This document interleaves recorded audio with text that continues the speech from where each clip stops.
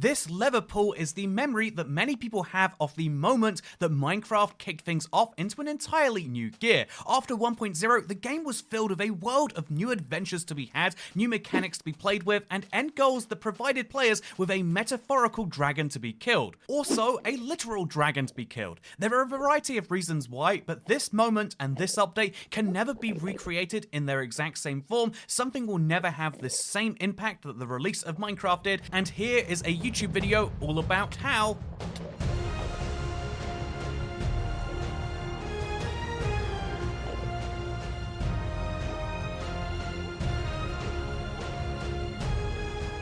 For what is now the best-selling game of all time, Minecraft really does have humble beginnings, starting on the independent game source forums, which is a place where you can post in-development games, which is what Notch did for something called Minecraft Alpha back in May of 2009. This is the very first version of the game, and just 12 minutes after posting it, someone called Muku had already played it and said, "Oh hell, that's pretty cool. I just dig around in the ground a bit and suddenly I'm in an underground cave. Great sense of exploration already," which is something I totally agree with all these years later, although the caves have maybe evolved just a little bit since then. But yeah, Minecraft is this incredible game which really did just start because a guy called Notch posted it on this forum. In fact, just a few minutes after this, he followed up with plans for the game, saying that he wanted to have 3 major game modes. There is creative mode, there is survival mode, which could also be played as teams, and then fortress mode, which still must be one of the most intriguing ideas they've never implemented into Minecraft. Anyway, there's a lot of other things that never went anywhere, such as the idea of weapons and fighting. Imagine Minecraft with PvP, or even the silly idea to have the map be randomly generated. I mean, of course, that's entirely ridiculous, and thank God that never made it anywhere. But when Minecraft launched, it truly was a creative-only game, as I can prove to you by showing you this video, which has the beautiful title of Minecraft, and has the honor of being the first ever video of Minecraft on YouTube. It's from May 17th, 2009, the same day the game was available, and as you can see, this is therefore the first build in Minecraft which there is any record of. It is a grass/dirt bridge which goes up way above, as you can see right here. This is running kind of questionably because it's recording software from 2009, but you can see this beautiful build, and the fact that in the first day Minecraft is available, someone is already using it for creativity, both in terms of this build, which is better than things I still make today, but also in terms of deciding to share that build with people via YouTube. And although this particular channel is not one you associate with Minecraft today, they do have the first ever Mario built inside of Minecraft. It's called Mario Minecraft Awesome, and it's so strange to see 2009 gaming videos, right? But still, you can see that this video did survive all of that time, and this really predicted what would become a trend in the era of Minecraft and YouTube having this symbiotic relationship. But long before we can talk about any of that, we need to go through the history of Minecraft updates. How did we go from a game that looked like this to a game that looked like this and was technically a full release in a matter of just a couple of years?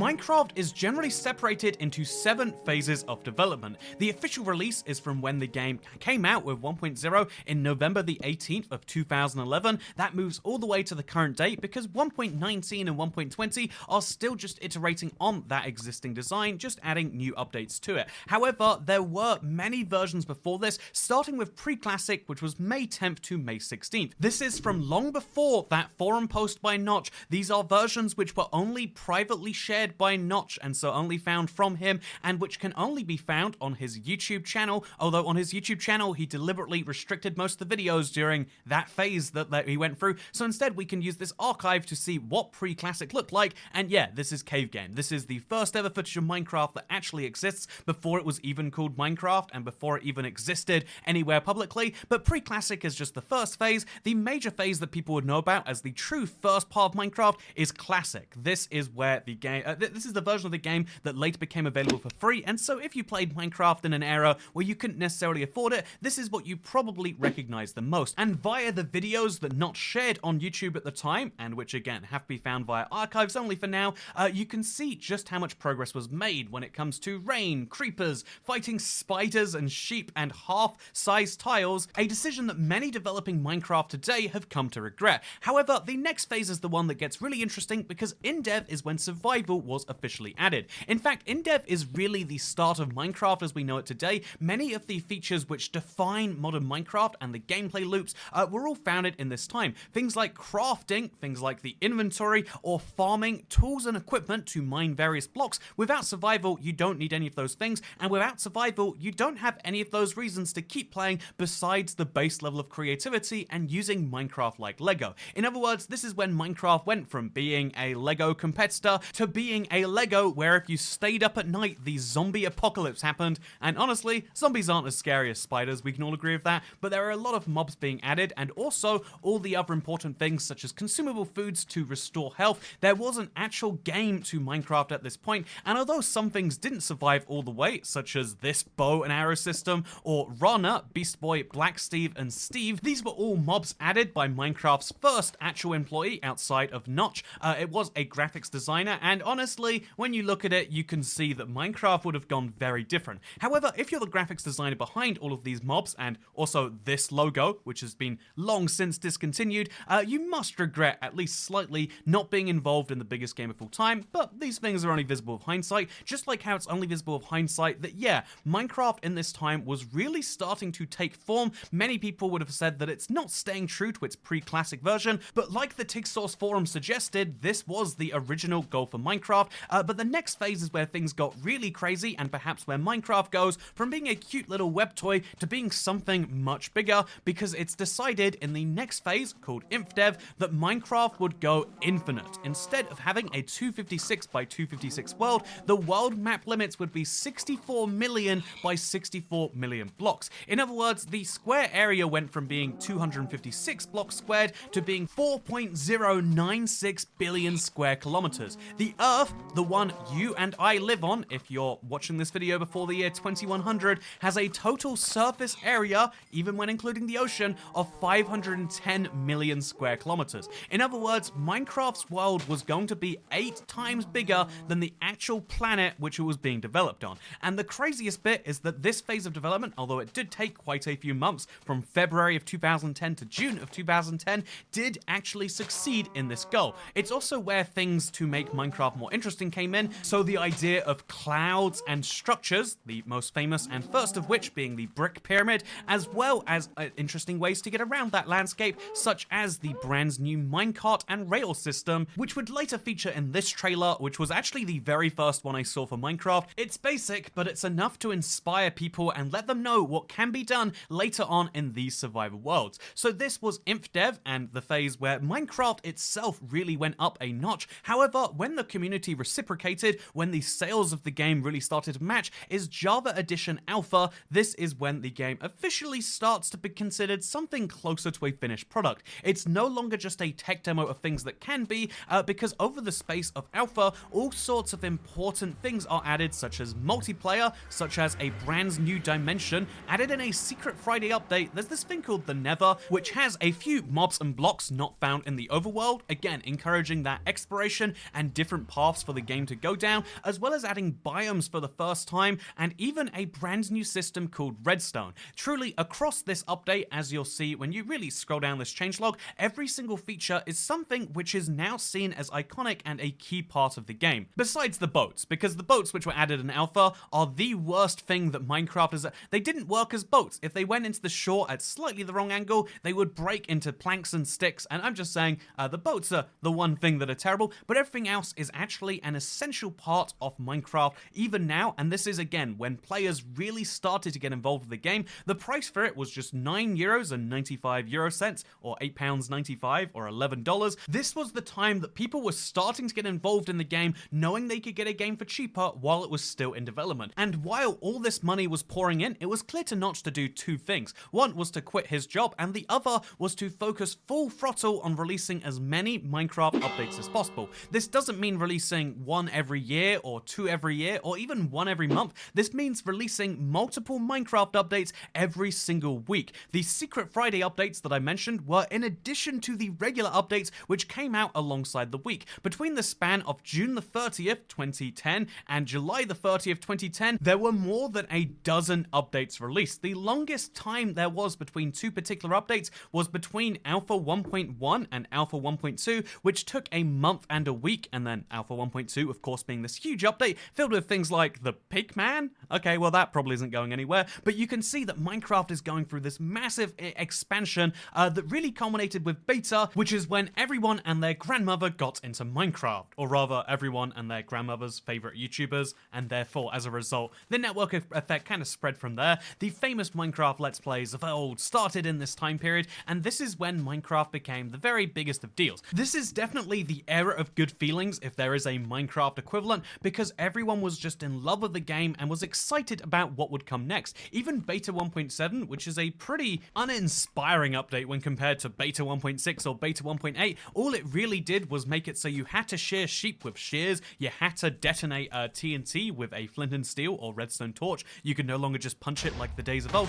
but it also added pistons to the game, and just pistons alone were enough to really excite someone. Interestingly enough, that's the first and one of the last times they added just a mod feature into the base game itself, which I think people are very glad they did because of how much relies on them now, but Beta 1.7 got people excited too because it was new content for this game. Again, this was the era of good feelings. There was nothing wrong Minecraft could do during this phase. They just kept managing to make the game beta and beta and beta with every single update. And so the interesting thing is what happens after this, because how do you finish the beta period? Well, it was widely publicized that after beta is going to come the official release of Minecraft. This is when the price would go up, which seemed like a good marketing tactic, but it's also just them being honest about the fact that the game isn't finished and giving you a discount, and everyone knew that 1.0 had to be the last update that would come out after this. Despite Mojang, who at this point were starting to form into a real game studio, very much knowing about the profit incentive for releasing 1.0, and despite the community knowing that the price would go up,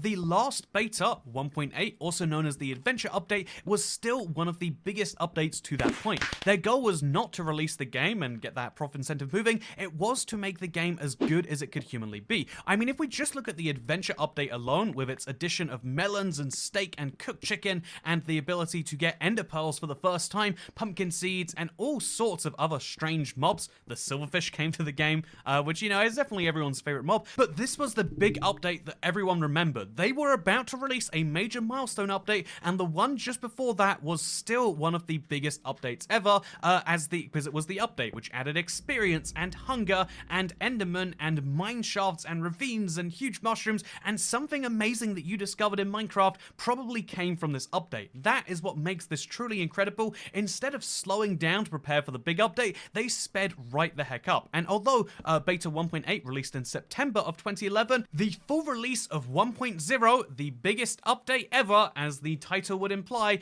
was due to release just 2 months later. This lever pull happened exactly then, but what was so special about 1.0?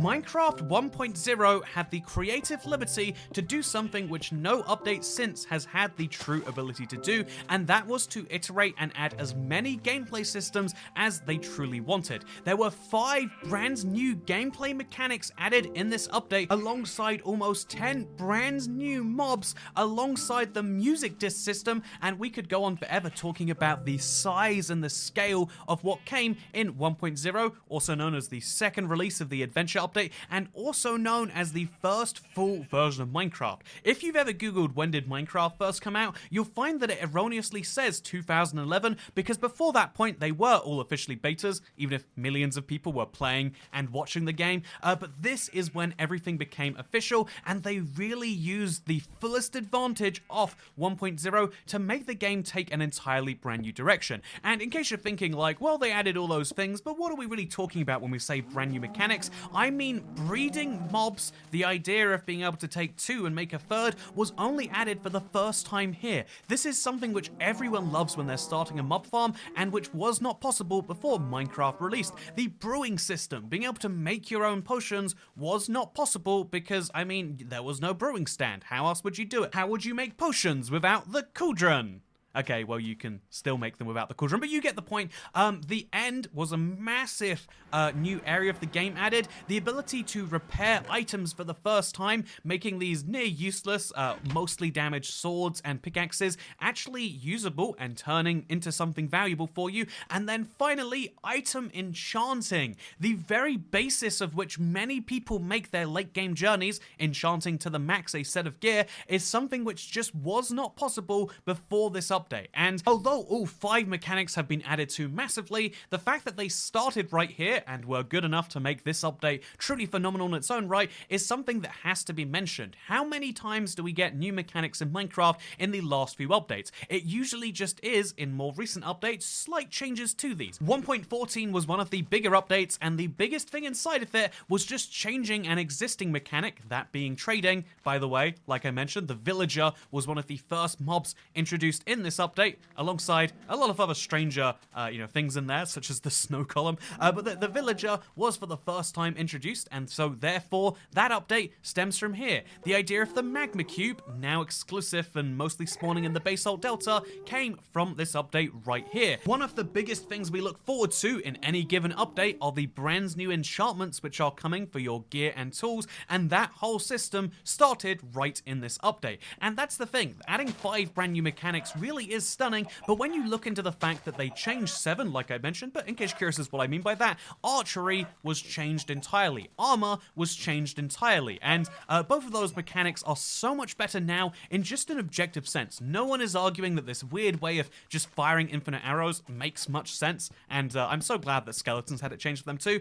No one is arguing that diamond armor and leather armor should have the same actual protection if they're at full health, which is how it worked. It used to be based on the armor's damage that would actually give you different protection levels. That was changed. The ability to block with your sword, I mean, that is something that was huge to people. The hunger system was overhauled. The jumping system was overhauled. The score system, you know, that weird thing that used to show up when you died in Minecraft, and even the sun/moon cycle were all altered quite significantly for this update. And as a YouTuber, I do have to mention that third-person view existed in Minecraft for some time, but only after this update could you do the first-person, third-person view. You know, the one that every YouTuber does, so it looks like their Minecraft skin is talking to you? It's kind of strange, but I'd be lying if I said I didn't do it in some videos. This is a huge addition to the Minecraft content creation world, but also just the way that you interact with your Minecraft character, and which has been embraced at large by the Minecraft world. And that's before we dive into all of the cute brand new mobs. I mean, mushrooms, like, they're such a small thing, but they're a point of love for so many. These snow golems, they really won't defend you for anything, but the fact that they existed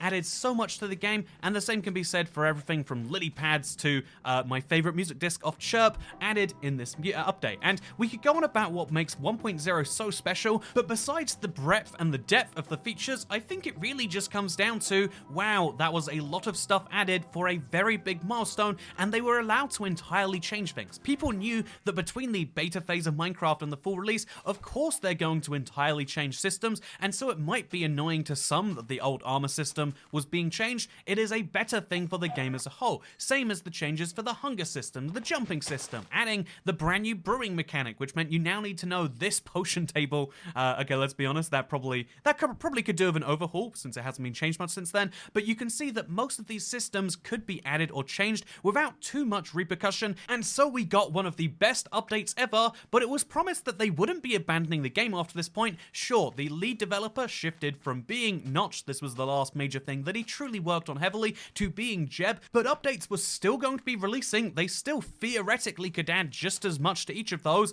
and 1.1 was pretty cool with its super flat and its spawn eggs. So what exactly did change? Why have we not had a 1.0 size update, even though it's been theoretically possible for the entire 11 years since this update released? And the answer is not as positive as you might think.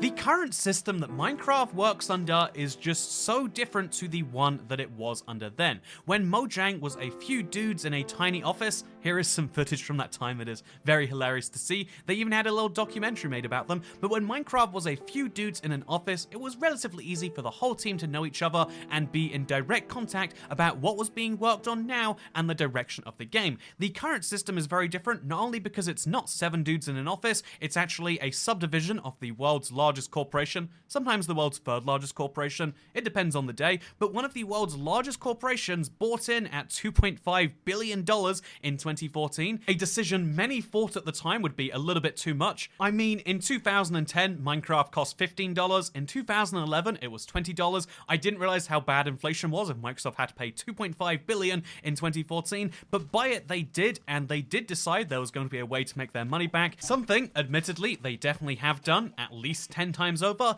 but this meant making big investments into the game. This meant starting a whole brand new office in a little bit closer to Microsoft in Redmond, Washington, as opposed to being entirely based in Stockholm, Sweden. It also meant making big investments into other parts of the game, notably when it came to Minecraft Realms, the Minecraft conventions, and later the Minecraft Marketplace. This was a big idea to make Minecraft not so reliant on new sales of the game, but instead able to make new revenue from existing sales by making servers or convention tickets / merch, and indeed, in the biggest of ways, selling people direct content from the homepage of Minecraft, as is now the norm for 90% of the players who do not play Java Edition. This is the norm of Minecraft, and there isn't anything so bad about it. Making Minecraft a more sustainable game shouldn't necessarily make it a worse game. In fact, you would expect the exact opposite. However, a side effect of all of this happening is that a lot of the originals, the OGs, are actually basically semi-retired or work somewhere inside of the corporate structure just giving orders. No longer can you call a quick lunch meeting and have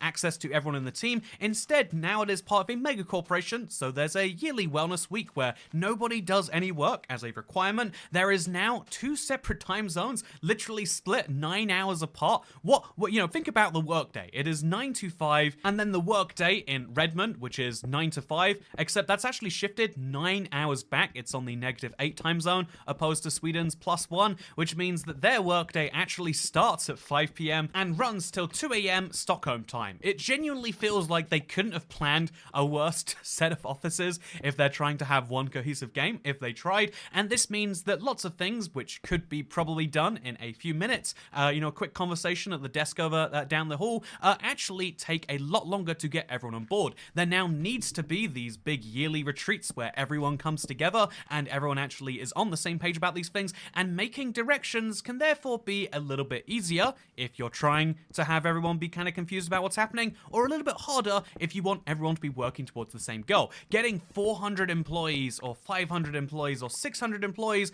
to all understand exactly where a game is going is much harder, which I have no doubt has all sorts of corporate benefits, and it means that there's a lot of lovely middle management that needs to be employed and making it all work. And there's nothing that middle management loves more than creating needless bureaucracy and indeed their own jobs from thin air. But this is something that is happening all across the organization, and so now it is much harder to keep a goal, keeping a single-tracked mind on exactly what is happening. When something comes out and they need to change focus, it's no longer something they can just kind of shift from feedback directly. Instead, it takes much longer. We do know there is a whole team of people just dedicated to working out what should be in vanilla Minecraft. It is not an employee, it is not a few employees, it is a group of employees who have to work out what is genuinely a very tricky question. How do you filter down hundreds of people's opinions who just work there, plus the hundreds of millions of people who play Minecraft? How do you take all of their opinions on where the game should go and work out exactly what should be done? And it sounds like I'm saying that as a negative thing, but genuinely it's a big question. When you really stop and you start what is the best thing to do, the answer is it's going to be very hard to have an answer, and without a public face at Mojang who works on the developer team tweeting out their progress like we saw in the Dinnerbone days or the Thomas Checky days or the Jeb days. So here are all of their Twitter feeds now, and the last thing they posted about Minecraft that was actually asking for feedback, it is all gone, and instead there seems to be a little bit of leaderlessness from the outside perspective. I have no doubt that on the inside things are working perfectly, but on the outside it's not going so well. However, the good news is Notch is still, he's not really employed or in any way connected to Minecraft. In fact, they even removed his name for the credits for some interesting political views that you decide to take. Although, do you decide to take political views? Are you born with your political views, or do you feel like there's something that you later shift into? They are just opinions, but we all do know that they come from, that's a talk for a different video. But there's no more Notch anymore, but thankfully the game's new lead developer, Jeb, is seen talking all the time, except again, as a member of the public, it's very hard to tell you exactly what he's doing inside of there. I imagine it's very important for him to have these big discussions about what's happening in vanilla, but no longer do we see just the wacky idea of Jeb's gonna tweet out a poll and we'll get alpacas or we'll get llamas depending on what the result is. What about llamas?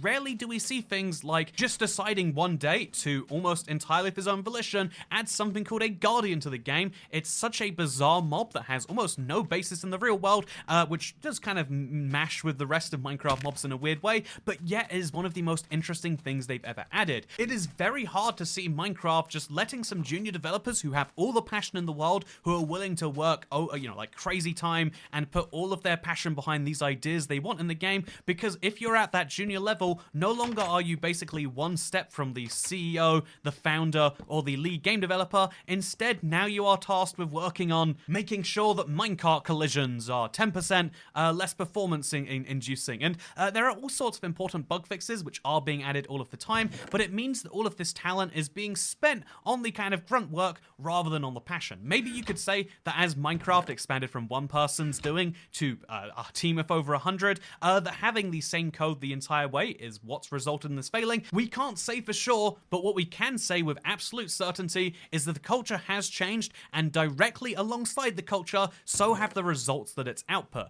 In some cases, this has resulted in some interesting, well-themed updates, and in other cases, it's resulted in, well, yeah.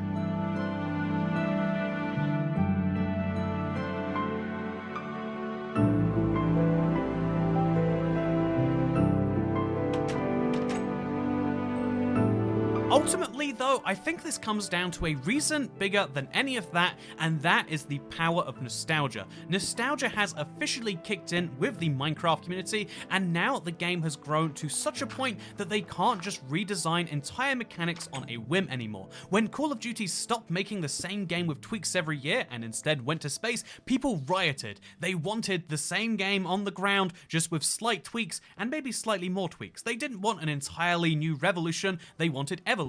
The same happened with RuneScape when it decided to improve its graphics and gameplay to look and feel more modern, like an MMO.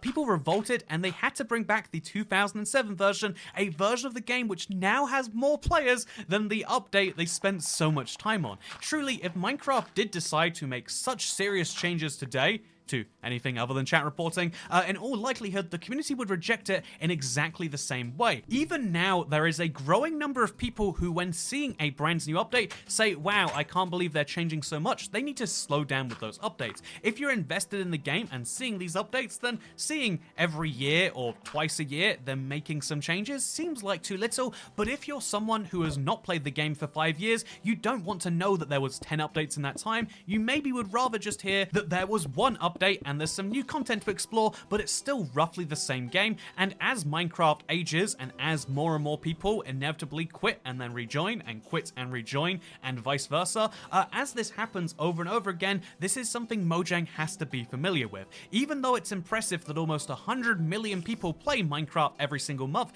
it's perhaps even more impressive that 100 million people own copies of one of the greatest games of all time and don't log in a single time at all over a 30-day period. And so here is the point: even if they could make an update like 1.0 again, even if they had the expertise, the manpower, the structure, and the internal company political will to make that happen, how would you top an Ender Dragon? How would you bring more than 5 new mechanics to the game without confusing players? Ultimately, it's okay that the game has had its moment. The fact that Minecraft sells better than ever and has more players than ever proved that the 1.0 update worked so well, not in being the 2011 update, but by being the update that everything after it had to follow. Every single thing that you love about Minecraft has some stem from this update, or something that stemmed from something that stemmed from this update, and the reason you loved it is probably in part because it was so unexpected, or in part because of the fact that it came at just the right time in the game's development cycle. The only way they can ever come anywhere close to making this is a Minecraft 2.0, and even that is going to come with such an eye watching it to the development process and the entire way along it that you would probably never have the exact feeling that you had when Minecraft 1.0 came out, because of the 11 years that have happened in the meantime and the expectation around what an update is and when it comes out and what is happening that can't really be breached in exactly the same way. Because why would it make a multi-billion-dollar bet when they can make lots of very safe multi-hundred-million-dollar bets by doing significantly smaller things? And that is ultimately where this comes down to. Nostalgia is the real reason you love 1.0, and you can never have nostalgia for something new, at least not for another 10 years. And so will there be an update as big as 1.0? Even if there was, you wouldn't care about it until deep into the 2030s, and that is something that is important to say. It's also important to say that I would really appreciate if you chose to subscribe to the channel. I'm mentioning this because of course every YouTuber does the generic subscribe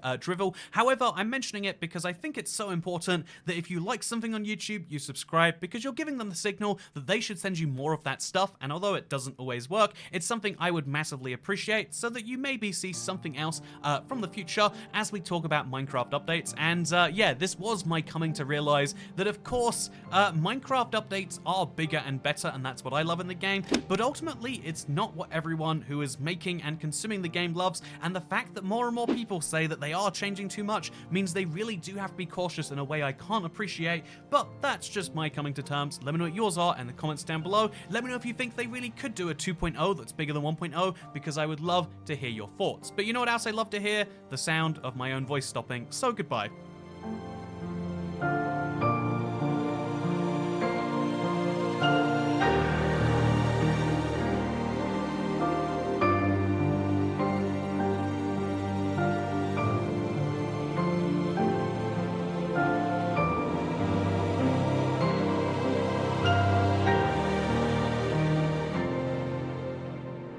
Yeah, all we can say is, as soon as we can, we'll do something. What about llamas? What about llamas?